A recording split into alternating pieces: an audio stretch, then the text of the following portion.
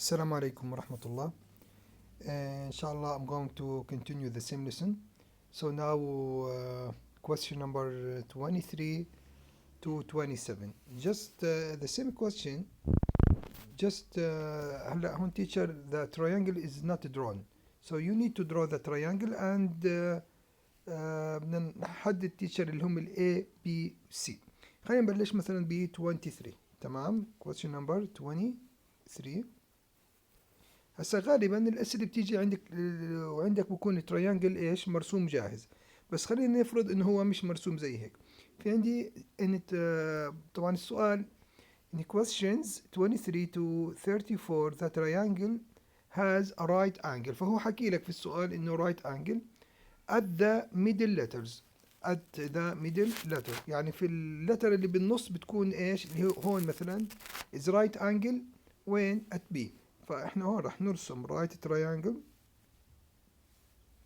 الرايت انجل اللي هي مين؟ اللي هي البي اللي بالنص. فشو اسم التراينجل؟ A B C. تمام. هسا بدي عندك هون شو معطيك؟ الانجل C is 40، بتحط هون 40 عند السي. تمام. بتحط هون ايش؟ 40. تمام. وايش كمان عندك؟ وبي سي is 4 سنتيمتر. BC is 4. This is 4 centimeter.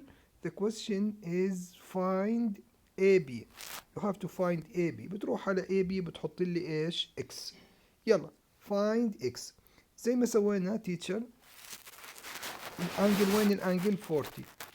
الإكس بالنسبة لل 40 opposite ولا adjacent ولا hypotenuse؟ الإكس هي opposite، إذا هاي O. وال4 adjacent والهايبوتنيوز هي هون. طبعا الهايبوتنيوز ما بهمني، انا بهمني الاكس والفور. اذا شو بنستخدم؟ مين اللي فيه O and A اللي هو مين؟ اللي هو التان. So you have to use tan 40 equals the opposite which is x over 4. So now x equals ايش يا حلوين؟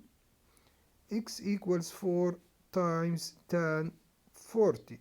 right. فبتطلع عندي x equals 3.36 سنتيمتر. هاي الانسر. تمام. طيب نروح على 20 ايش 25 GHI I equals 70 degrees. إذا رح نرسم triangle. مين اللتر اللي بالنص؟ اللتر اللي بالنص اللي هو مين؟ H. إذا هاي هون H right angle. So هون إيش رح يكون عندك؟ GHI. So this is GHI. تمام. هسا عندنا الانجل I. الانجل I is 70 و GI 12. I is 70. هاي ال I هون 70 وال GI is 12 right. GI 12 هون 12. find مين؟ find HI. you have to find HI. إذا HI بحط عندها X. تمام. يلا حدد الآن relations between 12x 70. What's the relation? What's the function between 70 12x؟ هلا ال 12 هي الهايبوتنيوز right H. تمام. الاكس بالنسبة لل 70 هي عبارة عن الادجسنت right. هي عبارة عن الادجسنت. اوكي مين اللي فيه H والA والH؟ اللي هو الكا الكوساين. راح نكتب هون ايش؟ كوساين 70 equals adjacent اللي هو مين؟ x over hypotenuse اللي هو 12. تمام تيتشر. متذكرينهم هدول اللي كتبناهم الحصة الماضية اللي هو so كا توا. هدول هم. فأنا الآن بستخدم مين؟ بستخدم الكوساين A over H. الادجسنت اللي هو x والhypotenuse اللي هو 12. So now x equals 12 times cosine 70 equals you get 4.10 centimeter. تمام teacher. هاي الانسر for this one اللي هي هاي كم رقمها؟ هاي 25 this one. اوكي نروح وين؟ نروح مثلا على 27 او خلينا ناخذ مثلا اللي بعديها.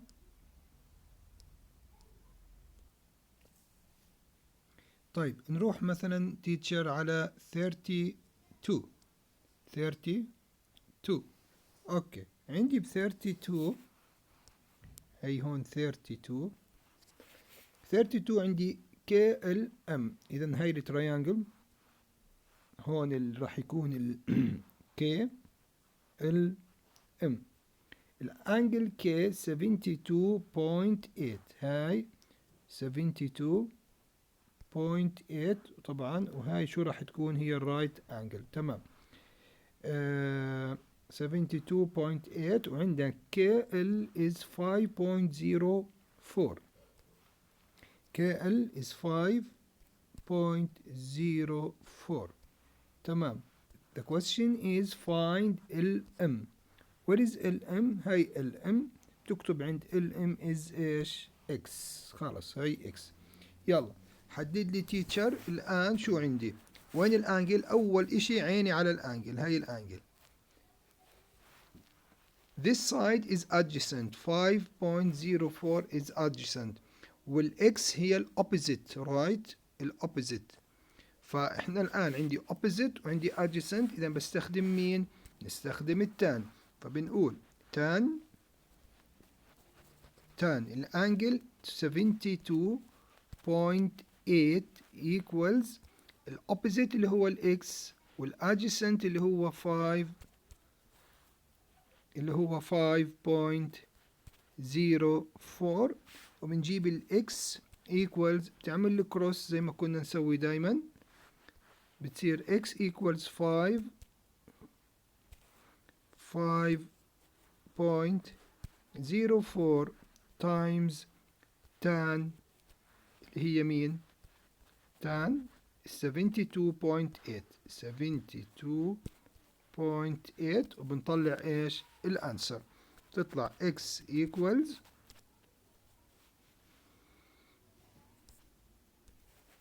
16.3 سنتيمتر. تمام تيتشر. كل الأسئلة بتنحل بنفس الطريقة وبنفس النمط. بدنا ندخل على إشي شوي تاني. تعال معي هون على exercise 3 now page 212 إن شاء الله. exercise 3 in questions 1 to 10 find each side marked with a letter. all lengths are in centimeters. تمام احنا بدنا ايش؟ question number 1 you have to find the value of x and the value of y. okay we need to find x and y. شو نسوي الآن؟ هلا بتركز لي مثلا احنا بدنا نبلش بالاكس. انسى انه في عندي y. وين ال given angle؟ الانجل اللي هي 30. تمام هاي الانجل 30. التن هي ايش؟ هايبوتنيوز. اوكي والاكس هي الاوبوزيت. تمام مين الثلاثة اللي opposite وهايبوتنيوز؟ اللي هو مين؟ أول واحد السو. فبدك تستخدم ساين 30 equals الopposite x over hypotenuse اللي هو 10. فبتصير x equals بتعمل الكروس اللي هو 10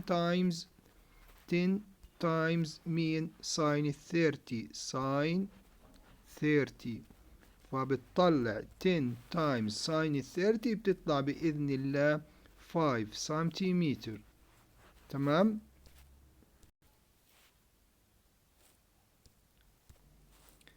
Okay, now we are going to find y. How you can find y? Look at this triangle now.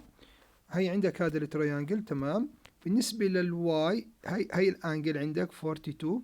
تمام. This is your angle. هسا الواي بالنسبة لل 42 شو راح يكون؟ راح يكون adjacent. تمام. والاكس now x is now is known. We know the value of x. We got it صح؟ الاكس هون is 5. الاكس is 5 طلعناها قبل شوي. فالآن ال5 والاكس اللي هي عبارة عن مين بالنسبة لل 42 شو راح تكون؟ راح تكون هي الاوبوزيت.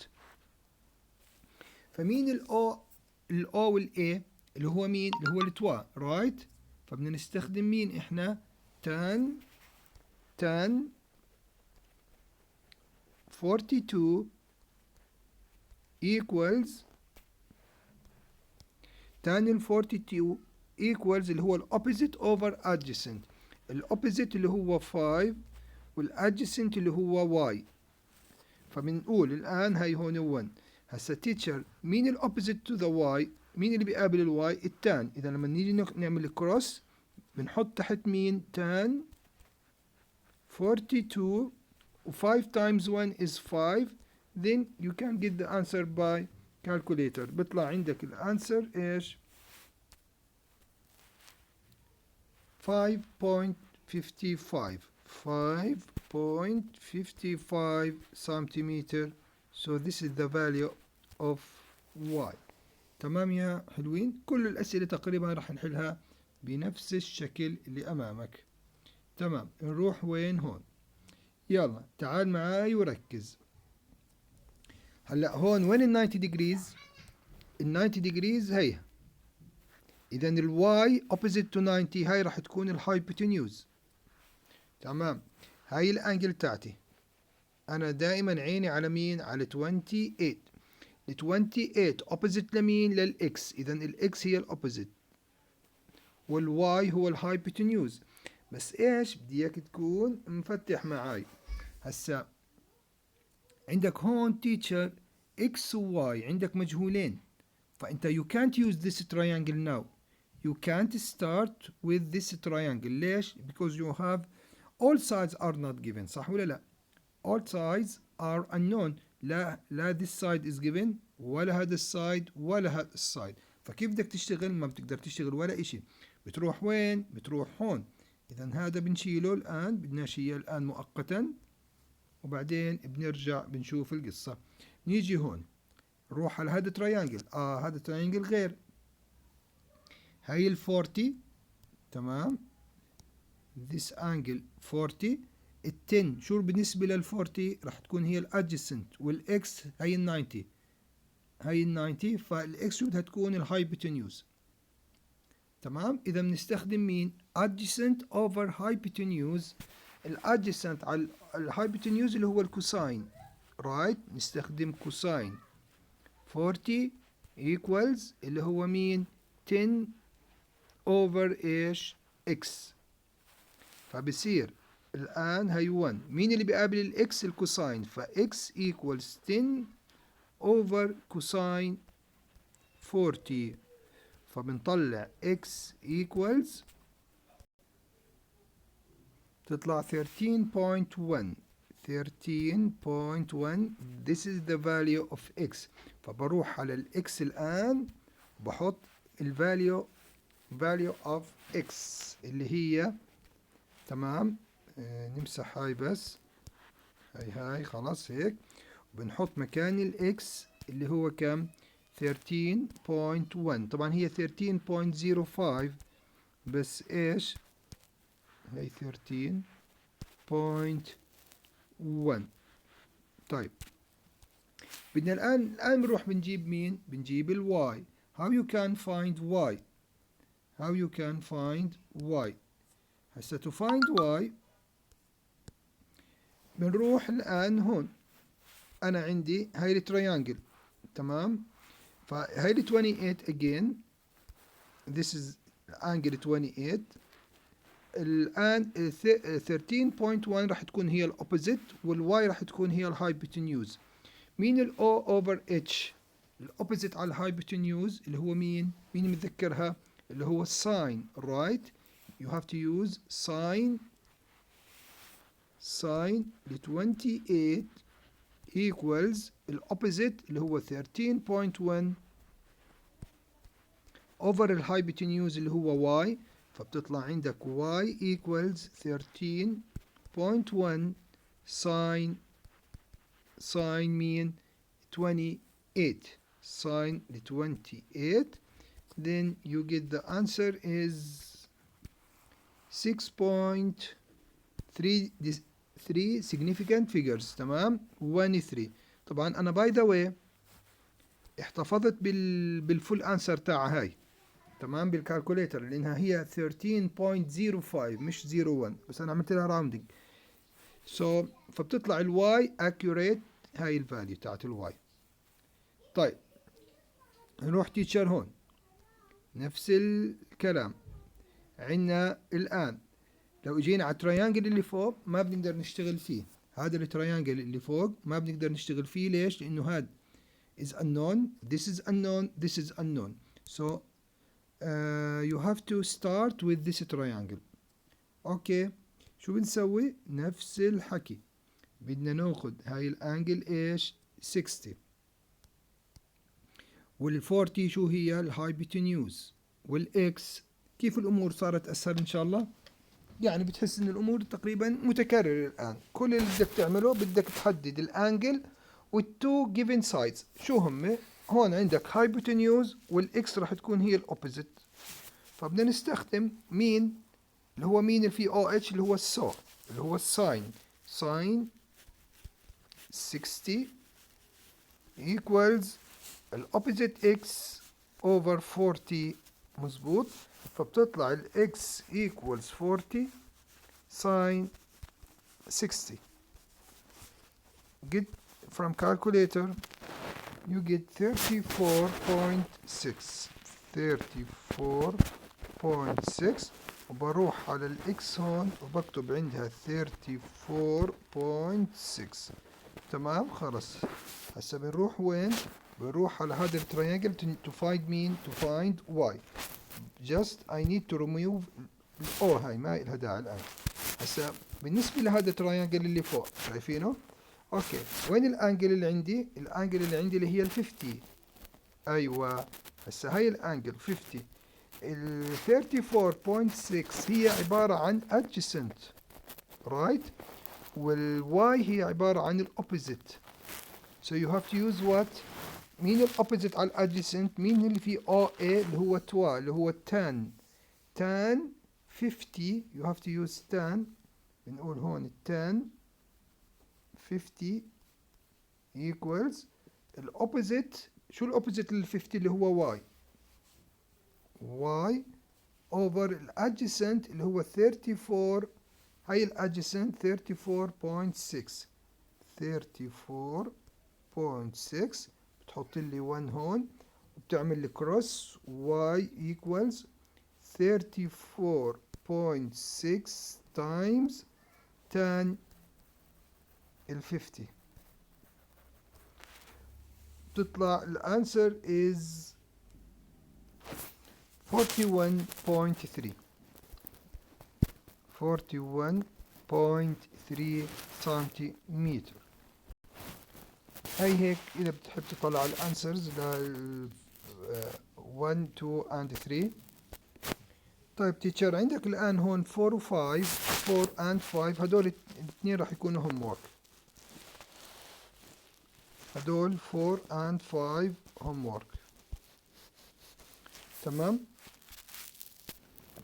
طيب نروح الآن تيتشر على question number 8. 7 أنا شايفها زي اللي حليناها. تمام. بس هون 7 طبعا مش حاط لك x و y، فأنت بدك تبلش بهذا التريانجل. تمام. بعدين يعني you have to find either this side or this side. You have to find one of them. After that, sorry teacher, in this triangle you have to find this side. You must find this one. After that you can find x. تمام. هذا السايد إذا جبته على الفاضي تمام ما راح نستفيد منه. طب هي أعطيتك بس الفكرة هون. أنا بدي الآن أحل الأصعب منه 8. Okay, so I'm going now to start solving question number 8. 8 find x. هو السؤال كله find x.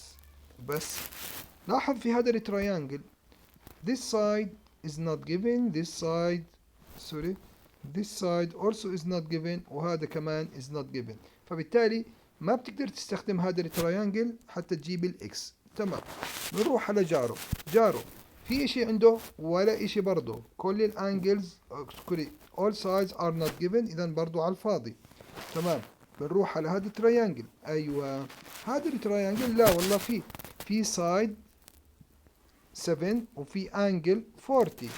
ايوه هلا احنا هون شو بدنا نسوي؟ احنا كل هدفنا find x, right? How you can find x? To find x you have to know which side you have to find, then to find x. إذن the first step you have to find the length of this side. إنك إذا جبت اللينث تاع هذا السايد after that you have to find the length of this side. بعد ما تجيب اللينث لهذا السايد you can find x. فهمتوا إيش؟ على أي حال خلينا نبلش ونشرح من الأول. So the first step بدنا نجيب مين؟ هذا اللاين الريد one، فراح نسميه ايش teacher؟ راح نسميه مثلا y. find y. يلا تعال نشوف شو الانجل اللي عندك 40. تمام هاي 40. الواي بالنسبة لل 40 شو هو الواي بالنسبة لل 40؟ الواي بالنسبة لل 40 هو opposite، وال7 adjacent. opposite adjacent هذا مين؟ هاي عيلة مين؟ هاي عيلة التان. إذا right tan 40 equals opposite y over 7. So y equals 7 times tan 40. So y equals 5.87. So y equals 5.87. teacher أنا زي هيك سؤال بس يعني للمعلومة، أنا ما بدي واي. الواي مش هي الفاينل أنسر حتى أعمل لها راوندينج 3 significant figures. يعني يا ريت أول شيء تحتفظ بالفول أنسر اللي موجود في الكالكوليتر. إذا ما عرفتش تحتفظ فيه اكتب تقريبا 4-5 decimal places after the point 8 7 3 6 or 3 7 بكفي هيك. تمام. هذه الواي. هلا احنا مين بدنا؟ الواي. ها خلينا نمسح الواي الآن. هون نمسح هذا اللي هون ونكتب مكان الواي الفاليو اللي احنا طلعناها اللي هي كم؟ اللي هي 5.87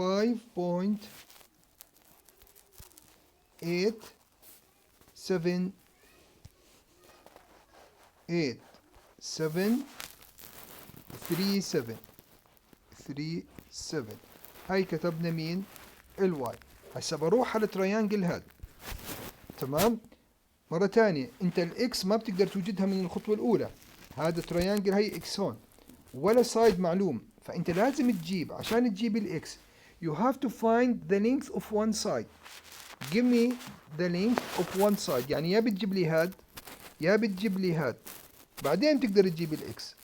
فطبعا احنا راح نجيب مين؟ السايد المشترك اللي بين هاد وهاد، بين هدول التو triangles. so you have to find the length of this side. اوكي تمام.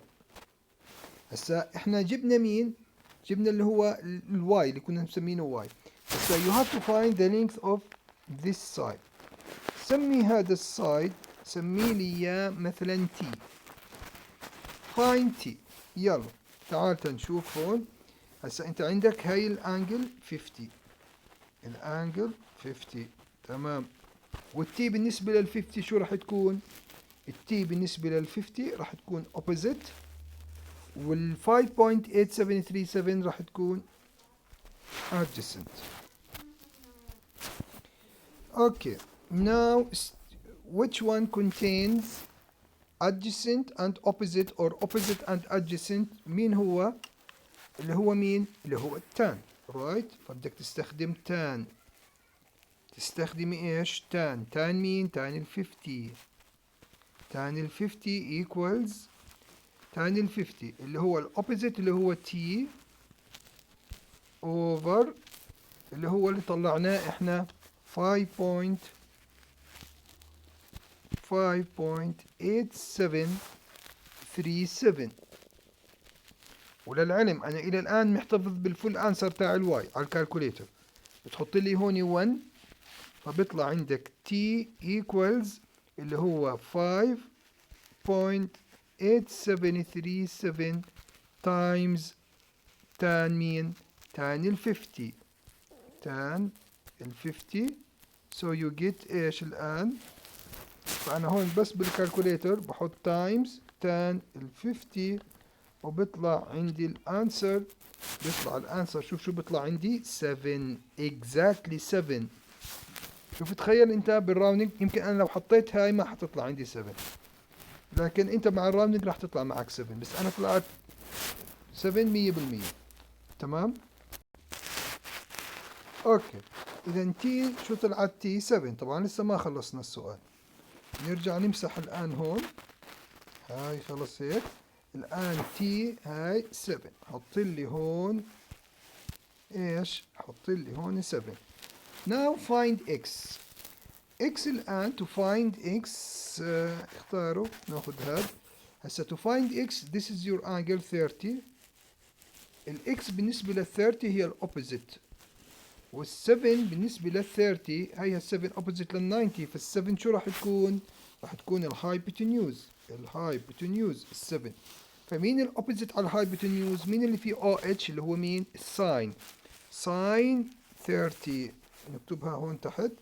راح نستخدم الساين ساين 30 equals الأوبوزيت. كم عندك الأوبوزيت اللي هو x over 7 x over 7 so x equals 7 times ساين. خلص نصير الآن نستخدم مباشرة يعني نختصر شوي ما فيش داعي كل مرة أكتب بالتفصيل.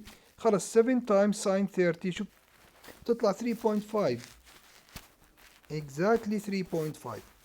فدير بالك بعض الأحيان في الامتحان بكتب لك المارك سكيم بكتب لك 7 exactly يعني لو حاط له 7.01 راح يحط لك عليها غلط. تخيل. فديروا بالكم في موضوع الراوندينج. طول ما انك انت ما وصلت للفاينل انسر حاول حط accurate answer يعني احتفظ بقدر المستطاع بالفول انسر الموجود عندك بالكالكوليتر. لما تجيب الفاينل انسر اعمل راوندينج. طيب نروح على number 9 now. we have to find x. شايفين x وينها؟ هاي x. x بس هاي. this is x. you need to find x. okay how you can find x؟ هسا مين الذكي فيكم؟ so teacher how you can find x in this question؟ هلا start by this one خلينا نسميه y. مين هو ال y؟ so teacher خلينا نسمي مثلا this side is called مثلا ايش y. نسمي هذا السايد y. هلا first of all I think if start by finding the value of y. find the length of y. تمام. هسا اذا بدنا نجيب ال y look at this triangle. نطلع على هذا الرايت triangle شايفينه؟ اوكي find y. to find y وين الانجل؟ الانجل 30. تمام. ال 100 ايش اسمها؟ اسمها adjacent. والواي الواي هي الاوبوزيت. مظبوط. الواي هي الاوبوزيت لمين؟ لل 30. اذا انا عندي opposite وعندي adjacent بستخدم مين؟ بستخدم التان. فبنقول الان tan 30 equals الاوبوزيت اللي هو مين؟ y over الادجسنت 100. فبنقول y equals شو بنعمل؟ 100 times tan 30 تطلع 57.735 لانه بيجي بعديها 02 فهيك كويس. فاحنا جبنا الواي طلعناها ونمسح الان هون. هاي خلاص نمسحها. بنكتب هون 57 راح نكتب هون ايش 50 سوري تيتشر 50 ايش 7.735. تمام. هلا تيتشر مين يحكي لي how you can find x now؟ how you can find x. اوكي هسا teacher to find x you need to take another triangle. Which one you have to take؟ بدنا ناخذ أي triangle teacher؟ بس بدور لكم على لون هيك مميز. تمام. Okay, now to find x take the big triangle. بدي اخذ التريانجل الكبير هذا كامل هيك. تمام. ناخذ هذا التريانجل الكبير. اوكي طيب شو بنسوي بهذا التريانجل الكبير؟ لا تنسوا انا عندي هون فوق في 50. شايفين ال 50؟ تمام. فانا عندي هون تريانجل الكبير. I'm going to find the length of this side. بدي اجيب هذا السايد كامل. وانت عندك السايد اللي احنا ملونينه بالاخضر اول، هذا معلوم، هذا شايفينه، هذا يعني عم بعيد عليه، اللي هو احنا طلعناه اللي هو 57.735. فاذا انت اذا عرفت تجيب هذا كامل، خلينا نسميه هذا كامل ايش؟ مثلا تي، نلونه بنفس اللون نسميه تي. فانت الان جيب لي تي. if you can find t you can find x. right. تمام. هسا وين الانجل تاعتي؟ الانجل اللي هي ال 50. شايفينها؟ التي بالنسبة لل 50 شو راح تكون؟ التي بالنسبة لل 50 راح تكون adjacent. نغير اللون، هذا راح يكون adjacent. وال 100 بالنسبة لل 50، ال 100 بالنسبة لل 50 شو راح تكون؟ راح تكون opposite. right. فالآن شو بتسوي؟ بنحكي الآن ايش؟ مين ال opposite وال adjacent؟ هدول مين؟ هدول tan.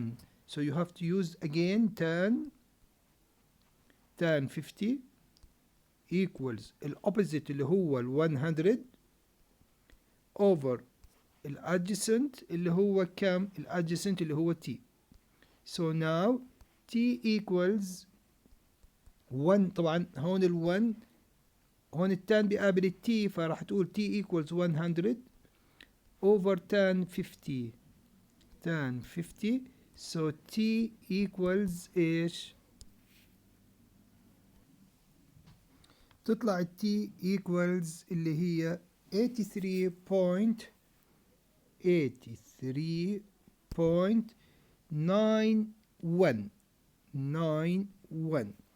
هاي التي. تمام. إذا التي هاي كاملة الآن طلعت 83. الآن هاي كاملة تيتشر، طلع علي هون. هاي كاملة الآن كم طلعت؟ طلعت 83. طلعت 83.1. ومن هون لهون 57. أنا بدي teacher this now we need to find the length of this. فشو بنعمل؟ نعمل subtraction 83.1. so now x equals 83.91 minus اللي طلعناها قبل شوي اللي هي كم طلعت؟ 57 كم؟ 735. شو بيطلع الانسر؟ الانسر is بيطلع الفاينل انسر 26.2. هون بتعمل لي راوندينج 3 significant figures للفاينل انسر، بس 3 significant figures. فبتطلع هاي هي مين؟ هاي هي الفاليو اوف اكس. تمام يا تيتشر؟ يعني هيك احنا تقريبا بنكون خلصنا حصة اليوم. زي ما حكيت لكم تيتشر، بالنسبة للأسبوع الجاي أنا عارف إنه عندكم امتحانات. أنا زي ما أنتم شايفين إن الهدف عندي تشوف الفيديو وتطبق عليه لو سؤال واحد لو سؤالين صغار. يعني أنتم شفتوا الهوم ورك بالعادة ما باخدش منكم وقت طويل. المهم إنك تشوف الفيديو، والفيديو كأنك في المدرسة. يعني هو الفيديو بديل دوامك في المدرسة، مش بديل الدراسة.